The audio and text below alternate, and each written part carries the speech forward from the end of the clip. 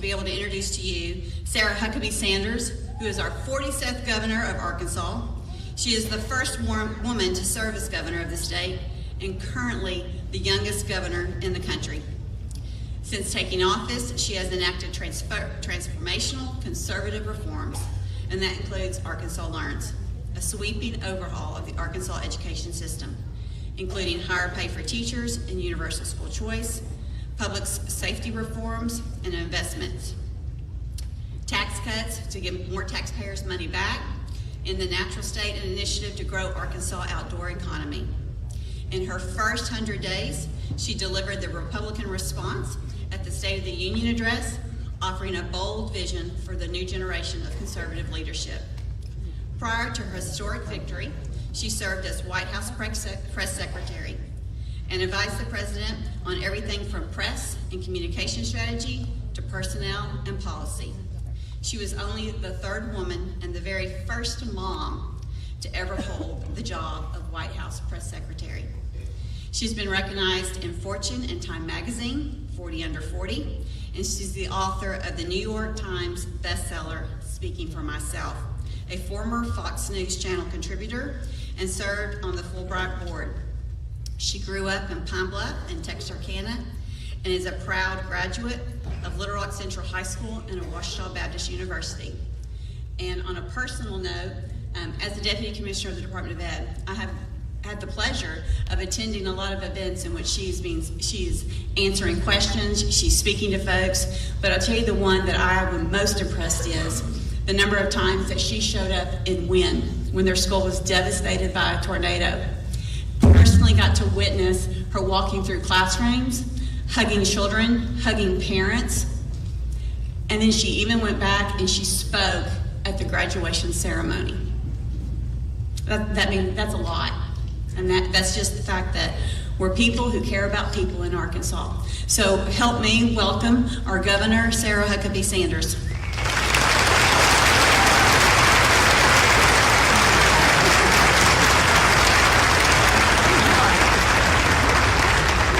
Good morning.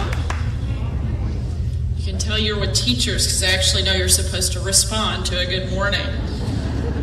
Thank you, Stacy, so much for the very kind introduction. And thank you to all of the administrator support staff and teachers for joining us so bright and early.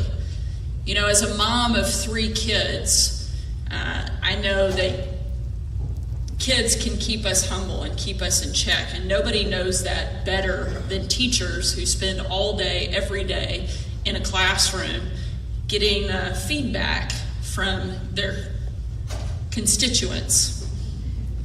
As a mom, I get to feel those moments pretty regularly at my own house. I have 3 kids, Scarlett, Huck, and George. They're 11, 9, and 8. And when Scarlett was about 7 years old and getting ready for her first ever father-daughter dance, it was a really big deal at our house. She had clearly seen one too many princess movies because she had this perfect vision of what that night was supposed to look like. And it was my job to execute it flawlessly. So we spent all day making sure she had the dress, the hair, the nails, everything just right. And Scarlett didn't just want to go to the dance. She wanted the big reveal. She wanted to come down the stairs and her Prince Charming, my husband Brian, to be standing there with a very specific flower in his hand, waiting to whisk her off for the night of her life. So I'm sitting upstairs, I'm putting the final touches on Scarlett. And as I'm sitting there, I'm sharing this, what I think is a very special mother-daughter moment. I'm telling Scarlett how proud we are of her, how grateful we are to be her parents, how beautiful she is on the inside and the out. And as I'm having this incredibly special, heartfelt moment with Scarlett, I started to get pretty emotional. Started to tear up, and as I'm crying, her daughter moment, sweet, beautiful, I'm telling her, reaches up, pats my shoulder, and says, "It's okay, Mommy. One day you can be pretty too." So just when you think for a second you kind of got it figured out, kids will put you right back in your place. And I know that there is nobody that understands and appreciates that more than the people in this room here today. It is an absolute honor to get to address Arkansas's educators. Through your work, you touch so many lives. You change so many students, and you literally create success stories. I know this because my own life was changed by great teachers. I think back to when I was in the 9th grade at Pulaski Heights Junior High.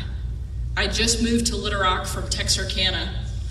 And let's be honest, junior high is hard enough without having to contend with a new city, new classmates, and a new school.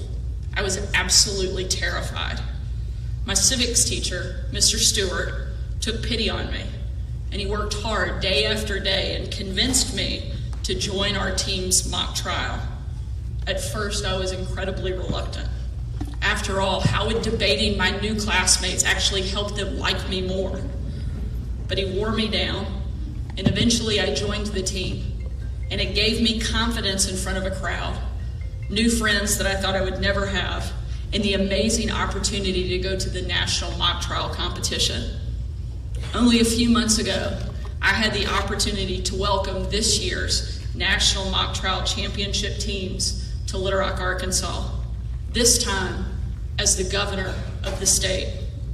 Mr. Stewart taught me confidence, but by the time I got to college, I think I had learned that lesson just a little too well. In my first semester at Ouachita Baptist University, I signed up for Dr. Downs' upper-level communications class. Our first assignment was a 20-page paper, and I knew I was going to ace it. As this cocky freshman, I came in thinking I had all the answers. The day after I turned in my essay, Dr. Downs asked me to stay after class. I saw that he figured he wanted to tell me congratulations in person for the spectacular work that I had turned in.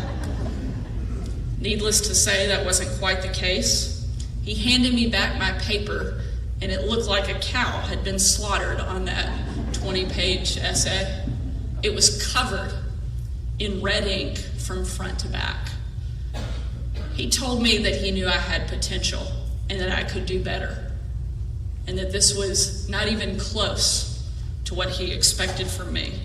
And he gave me the opportunity to rewrite that paper because he knew I could do it better. And as much as I hated to admit it at the time, he was right. I rewrote that paper and I got an A. I went on and signed up for every single class that Bill Downs taught because I knew he would force me to work hard and be the very best student that I could be.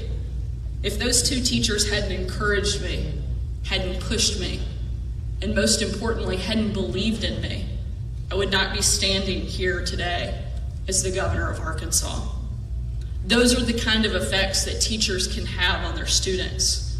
Every single day, you literally shape the next generation of Arkansans.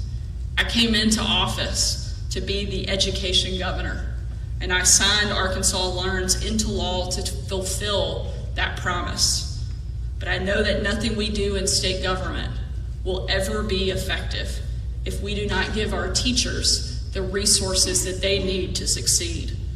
That's why I prioritized raising teacher pay, going from the starting salary to $50,000 and giving every teacher at least a $2,000 raise. I know that not only have I learned from my teachers, my kids have as well. They regularly bring home the lessons that they learn. Not too long ago, I was standing in our kitchen, our bedrooms on the floor above. I'm standing there talking to my other two kids, and I notice our third child is missing as water starts to pour into our kitchen. Not drip, literally pour into the kitchen.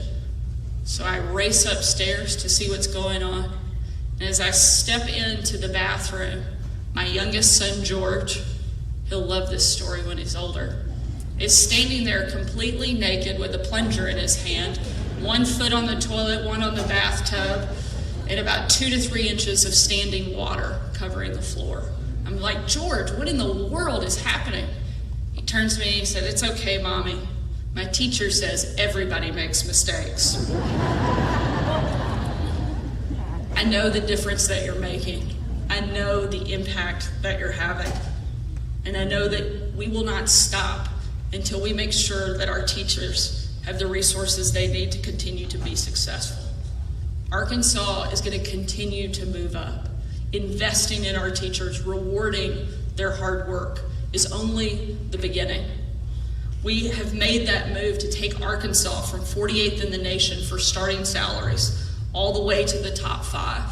When you adjust that for cost of living, Arkansas is now #1 in the country for starting teacher pay. And this isn't just a one-time raise. The state will pay for it in perpetuity. This puts Arkansas on a level playing field with every state in the country, helping us to not only recruit, but also retain the very best and brightest teachers in our classrooms. For our veteran teachers, we're offering thousands of dollars in bonuses and student loan forgiveness for those that are transforming student lives. We're also tackling early literacy through a massive investment in public schools, through literacy coaches, tutoring grants, and the proven practices that we know will allow every student to succeed. We've invested in high school skills training, school safety, and early childhood education. And this is just the beginning. I know these changes will be at the top of your discussion at this year's summit. My administration is here to help answer any questions you may have and help make this transition as smooth as possible. That's because we know that quality schools are only possible with quality teachers. We're here to support you in any way that we can. Thank you for being here today. Thank you for what you do every single day.